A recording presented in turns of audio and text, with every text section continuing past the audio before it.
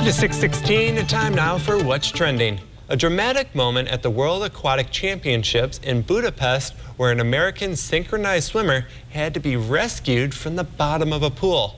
According to Reuters, the swimmer Anita Alvarez lost consciousness at the end of her routine in the women's solo free event Wednesday. Her coach, Andrea Fuentes, jumped into the pool to grab the sinking Alvarez.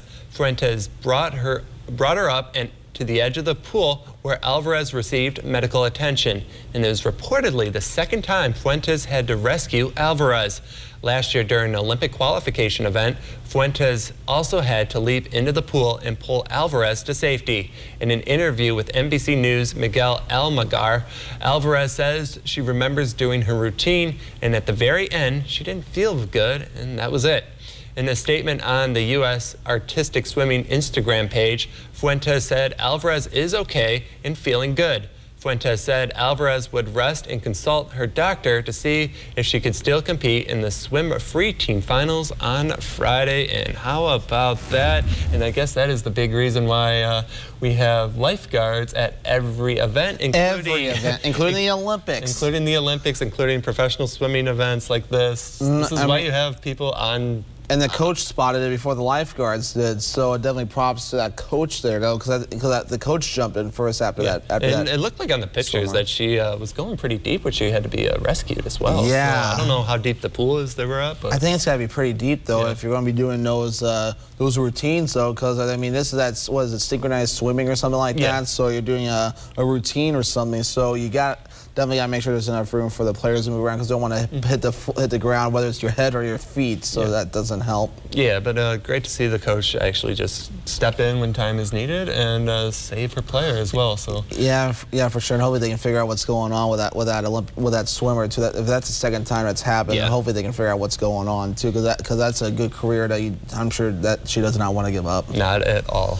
Yeah, but otherwise, a record-breaking Burmese Python has switched gears here. Found in the Everglades, is now the largest documented of its species found in Florida. The snake weighed at 215 pounds and was full of eggs, 122 to be exact. This monster snake is so big, even biologists at the Conservancy of Southwest Florida once thought it was impossible.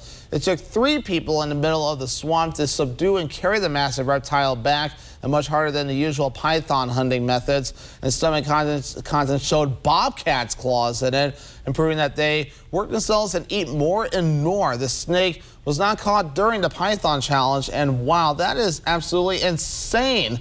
They found a snake that huge, and obviously with a lot of babies possibly on the way too. So that's just insane. Obviously that snakes can lay that many eggs as well. Yeah, we ran this story in Trending last Friday when Jeff Weller was on the show, and he used to live in South Florida and would tell us about how the Burmese pythons are an invasive species, and that's why Florida has that python hunting challenge they do every year. So this is wise because they really disrupt their ecosystems where they're at. It does. I mean, look, if it found bobcat's claws, it ate a bobcat. That's pretty big.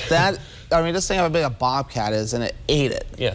It's just hard to fathom that. 215-pound snake. That's so I mean, humans are trying their best to kind of regulate some of, I guess, some of the invasive species. I mean, you got the Asian giant hornet, also nicknamed the murder hornet, out in the Pacific Northwest. I haven't heard any updates on that, but they were trying to knock that one down too over there. Well, taking a turn to our last story, a possible new Alexa feature is either great or creepy, maybe both. Instead of the voice of Alexa, Amazon's digital assistants, what if the voice sounded like your grandma who died, or any other voice of a loved one who's passed away? During a conference where Amazon showcases some possible company advances, there was a video of a child asking, "Can Grandma finish reading me The Wizard of Oz?" Then Alexa's voice changes to the grandmother's voice, who continues reading the story. The company's senior VP and head scientist for Alexa Artificial Intelligence says he knows AI can't eliminate the pain of loss. It can make memories last. And to be clear, there's no information on if or when this feature would go live. And I gotta say, this one is not necessarily for me, but I can definitely see there are people out there who are very sentimental. For sure. So I can see like people will get to this or will purchase this product, but It's not really for me. How about you? I don't know. I mean, I'm mixed on it. I mean, it'd be great to kind of hear those voices again that you don't get to hear anymore, though. But at the same time, it's kind of creepy when you think about it, though. Because I mean, it may have been passed away for years, and you hear their voice again, and it's like, ooh. So you wouldn't know. Honestly, I wouldn't know how I would feel if I tried using that feature, though. But it's something kind of spooky, interesting. It's kind of a mixed bag of words. So the best way to put it. Yep, for sure. But